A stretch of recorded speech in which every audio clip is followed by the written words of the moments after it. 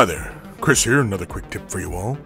In this video we are going to take a look at chaosifying a Imperial Knight. And so we have here for our example is one of MiniWarGamer Steve's Knights, and he wants to chaosify it. And so it looks pretty pristine at the moment here because it was fitting in with his Chaos Army, but now he wants to make it more chaos. For that, we're going to get started with some Uthran Grey.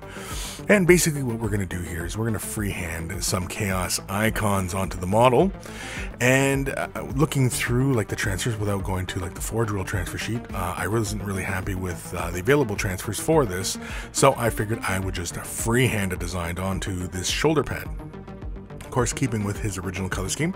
And you can see I'm going to get started by doing an 8 points of chaos because that's pretty much the only thing that fits, as he didn't want any particular kind of gods onto the model. So we're just going to stick with the generic 8 points of chaos look. You can see I'm simply getting started by laying down a circle, and for that I simply just begin by lightly roughing out a circular pattern. And as I build out towards more of a proper circle, as it were, an equal kind of, even kind of circle, I just simply build the lines out. And then once I'm happy with how the circle looks, we simply just begin by laying in 4 directionals, kind of a northeast-west kind of thing, and then the opposite is applied to the in-between lines. And so again, you just kind of follow and kind of do a northeast. You've got to give the model a turn to kind of get an equal, and you can see it kind of gets kind of tricky here because we have that little embellishment that's on the shoulder pad. And so basically we're just going to paint in behind that, as it were. Once we're happy with those lines and where everything's laid out, we can begin laying out the little points that go on the ends of the chaos points, I guess, is whatever they are, the directionals, I guess. And you can see I kind of like leave some short, some long, some thicker, some thinner. Again, kind of making it kind of random, as it were, again, because chaos is, quite chaotic. And, basically, I think the more random it kind of looks. Now, again, we're kind of doing kind of a generic type of, kind of an arrow essentially on here. And so then I begin to kind of change up the shape of the points a bit, given the outside curvature of the point itself, kind of giving it a bit of a curvature, and then kind of a point as it draws back, as you can see here again. Of course, if you make any mistakes, you can simply just come in with your silver or black or whatever the base color is in the back of your design. Here I'm simply laying some little triangles down, again, for the interior of the design itself. Again, you can pretty much do whatever you want on the interior. If you had a particular god that you're going for, again, you could kind of lay that in there, or do whatever you really like, essentially.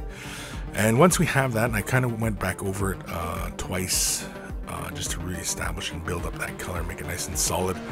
And then we come in with some white scar, thin it down just ever so slightly with either medium or just a little bit of water. It doesn't really matter too much.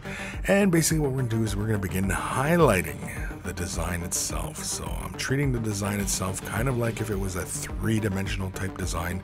So I'm basically going to highlight the upper portions of the arrows and then capture just the bottom peak, again, kind of emulating a little bit of like a reflection or something along those points, just to make it visually interesting and give it a bit of depth. The ring itself, I'm highlighting the upper portion of the ring because, again, we have that the circular portion of the design itself. It is quite thick, and so with the detail brush we can simply just highlight the portions. The inner triangles, I highlight the uppermost portions of those, as well as the bars themselves. The portions on the bottom, I highlight the upper portion of the ring because we highlight the upper portion of the top portion of the ring, if that makes any sense. And so we're going to basically carry on that theme of basically an imagined light source on this design. Again, it kind of just gives the illusion of 3 dimensions, as it were. Again, you can see the inner spikes. We just highlight the uppermost portions, or the innermost portions, if you will, whichever way you want to go. Next is Dawnstone, and we're going to take this, slap it onto our palette, thin it down just a little bit with some medium or water. I'm using medium here. I'm using Lamian medium or Lamian medium. And basically what I'm going to do here is I'm going to create a little bit of shadows. Not too much, as I don't really want to, I'm not really looking for a really contrasty kind of look. Again, because the design itself is sitting on top of black, and so the design is predominantly as really light gray, if not white design, and so I don't really feel that it needs a whole lot of contrast on it, although if you want to take it to a really contrasty level, feel free.